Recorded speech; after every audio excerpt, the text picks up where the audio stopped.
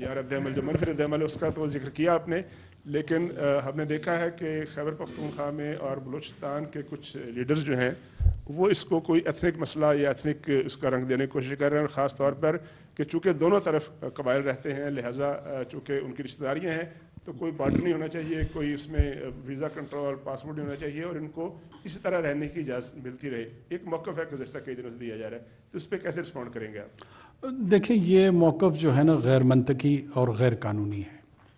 पाकिस्तान जो है वो नेशन स्टेट के ज़िम्मे में तमाम दुनिया में ऐसे रवाबित लोगों के हैं।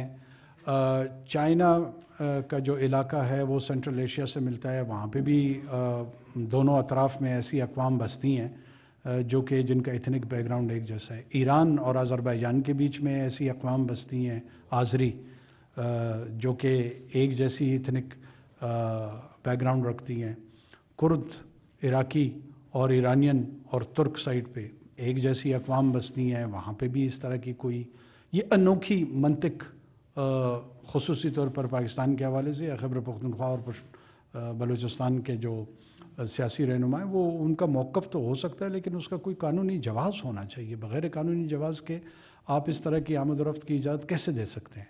दुनिया में अगर किसी रियासत ने दी है तो पाकिस्तान भी दे देगी, और अगर ये पहली मरतबा होना है तो ये नहीं होने जा रहा।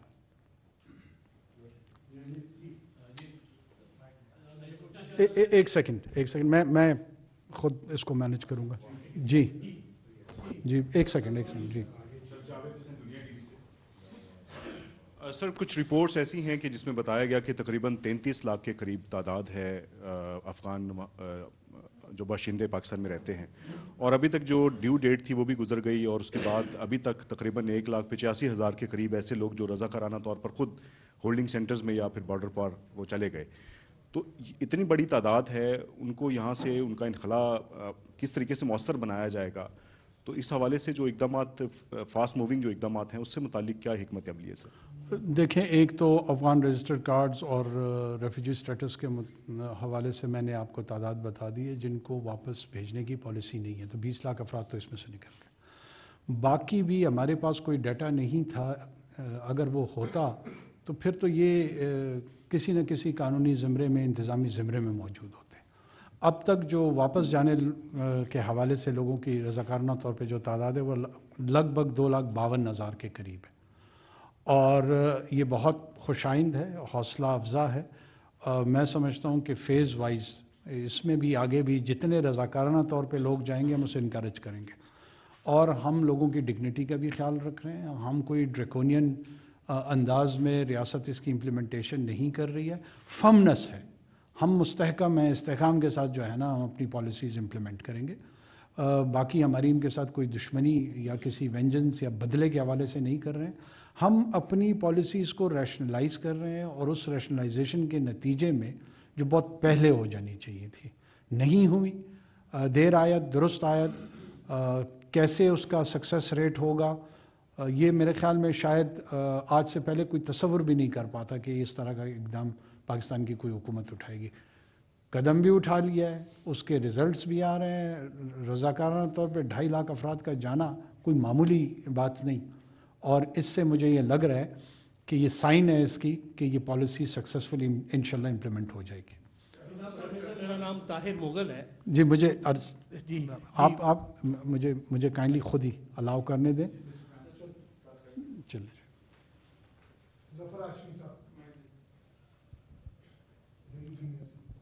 सर, मेरे सारे दोस्त हैं, ज़रा ज़फ़र हाशमी सर, रोज़नामा दुनिया से।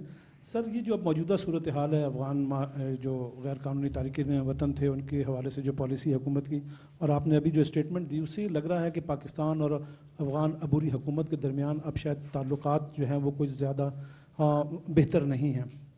तो ये आप फरमाइएगा कि इन ताल्लुकात को बेहतर रखने के लिए, क्योंकि अफ़गानिस्तान के साथ हमारा ताल्लुक़ बेहतर होना बहुत ज़रूरी है, जो हालात चल रहे हैं इस वक्त इर्द गिर्द में, तो हुकूमत क्या कर रही है کہ تعلقات بھی برقرار رہیں، ان میں خوشگواریت رہے اور بگڑنے نہ پائیں آپس کی دوستی جو ہے، اور یہ مسئلہ بھی جو ہے اس کو احسن طریقے سے حل کر لیا جائے. تو اس حوالے سے کوئی سفارتی سطح پہ کوششیں ہو رہی ہیں تعلقات کو خیر سگالی کے جذبات پہ رکھنے کی؟ دیکھیں اسٹیٹمنٹ میں نے پورا بیک گراؤنڈ ایکسپلین کیا کہ یہاں سے مختلف وفود تواتر کے ساتھ جاتے رہے ہیں پریویس گورنمنٹ میں، اس سے پہلے حکومت میں. ہمارے ریاستی اداروں کے سربراہان وہ ان کے ساتھ انگیج ہوتے رہے ہیں رسمی طور پر، غیر رسمی طور پر. اگر اس کے باوجود وہاں سے کوئی مثبت اشارے یا مثبت اقدامات نہ آئیں تو ظاہر ہے پاکستان کو بھی اپنے رویے پہ نظر ثانی کرنی پڑتی ہے، اور کر رہا ہے اور کرے گا انشاءاللہ. مجھے یہ امید ہے کہ اب شاید ہمارے تعلقات پہلے سے زیادہ بہتر ہوں. وہ اس لیے بہتر ہوں گے کہ اس سے پہلے تمام جو پالیسیز یا ایڈوانٹیجز تھی وہ فار گرانٹیڈ لی گئی. اب جو ہے ہم اور افغانس جو ہیں وہ ایک دوسرے کے رویے میں کیا امیدیں ایک دوسرے سے رکھنی چاہیے، کیا ایکسپیکٹیشنز رکھنی چاہیے، اور اس کے نتیجے میں کہاں کہاں ہمارا دائرہ ہے.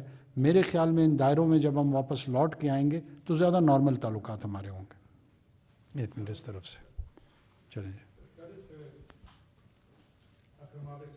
بیٹھے رہیں بیٹھے. اس حوالے سے ایک تو لوگوں کی شکایت آ رہی ہے، اس بارے میں آپ سے بات کرنا چاہوں. دوسرا یہ ہے کہ آپ نے سینٹ اور اسمبلی میں ہمیشہ پارلیمنٹ کے مشترکہ اجلاس میں ایک بات کرتے تھے. آپ کہتے تھے ہم نے ہاؤس ان آرڈر کرنا ہے، اپنے گھر کو درست کرنا ہے تو ہم آگے بڑھ سکتے ہیں.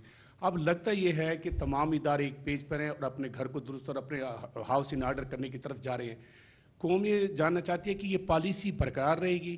اور دوسری یہ ہے کہ سر پشتون تنظیموں اور جماعتوں کی جانب سے یہ شکایات آ رہی ہیں کہ افغان مہاجرین کی آڑ میں پختونوں کو اور پشتونوں کو بعض جگہ پہ ہو سکتا ہے اسلام آباد میں بھی سر مظاہرہ ہوا ہے، تو ان شکایات کے ازالے کے لیے بھی کوئی میکانزم ہے؟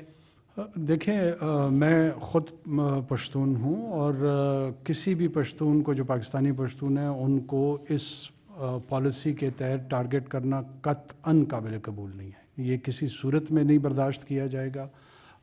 کیبنٹ میں اس پالیسی کی ٹرانسلیشن ہوئی. ہم نے چاروں صوبائی جو آئی جی پیز ہیں اور چیف سیکرٹریز ہیں ان کو اس سلسلے میں پالیسی کی ڈائریکشن دی ہے.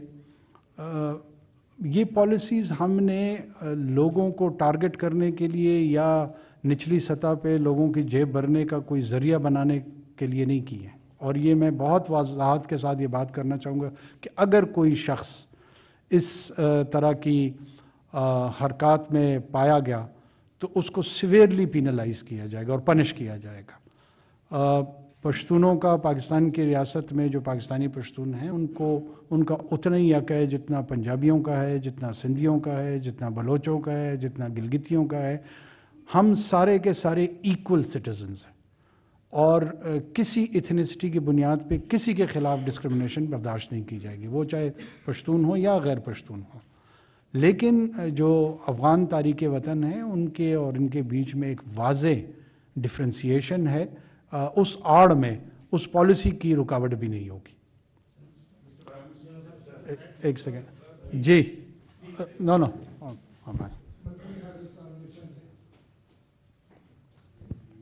متین حیدر جی ٹی وی سے. کیسے انوار صاحب؟ امید ہے آپ خیریت سے ہیں. سوال یہ ہے کہ آپ نے تفصیل سے اوپننگ سٹیٹمنٹ میں یہ ساری چیزیں بتائی کتنے نکالیں، لیکن دو انتہائی خوفناک اسپیکٹس ہیں اور وہ یقینی طور پہ انٹیلیجنس ایجنسیز آپ کو رپورٹس بھی دیتی ہیں. ایک تو 2000 انلیگل امریکی شہریوں کے اسلام آباد میں یعنی پورے پاکستان میں ان کی پریزنس کا بھی انکشاف ہوا ہے.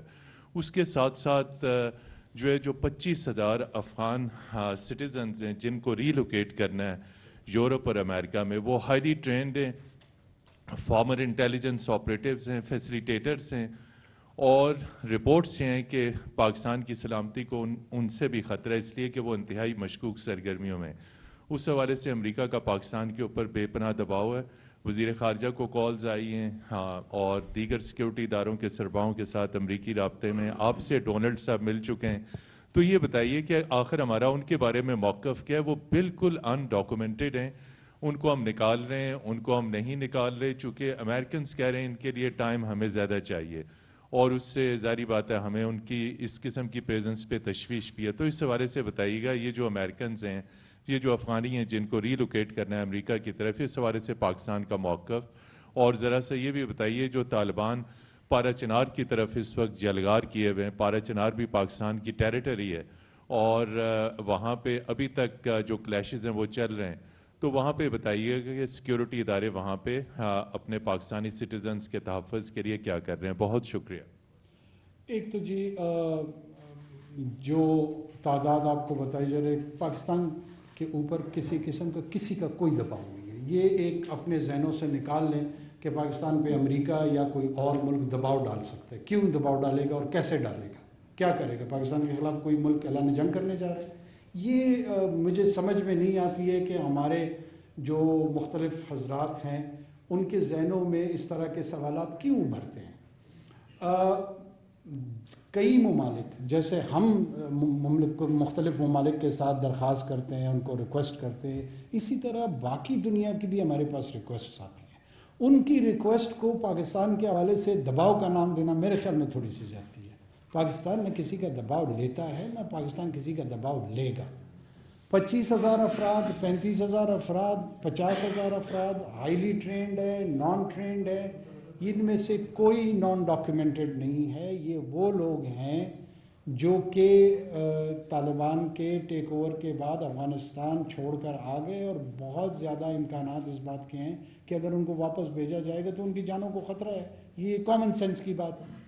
ان لوگوں کا ڈیٹا بیس پاکستان کے پاس بھی موجود ہے.